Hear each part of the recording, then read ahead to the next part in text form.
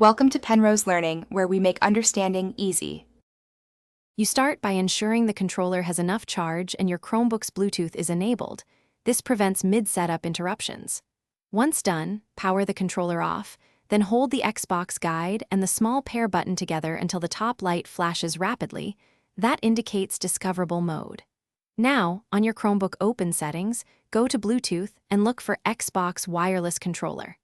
Select it to begin pairing. This step creates the wireless connection and registers the device with Chrome OS. After selecting the controller and Bluetooth, make sure the status changes to connected. That means the handshake succeeded. Next, open a game or use an online controller tester to press sticks and buttons so you can confirm each input registers correctly. This verifies both analog and digital responses. If a game fails to recognize mappings, enable controller support in the game settings or use Chrome OS extensions that map inputs. Doing this now saves troubleshooting later and ensures gameplay is smooth and predictable.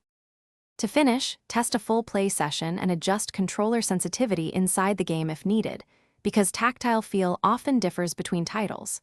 If you notice lag or dropped inputs, remove the device from Bluetooth and pair it again to clear temporary faults.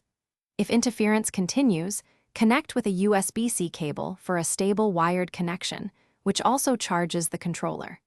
Finally, make sure Chrome OS is updated. Updates often include better controller drivers and compatibility improvements that fix subtle issues quickly.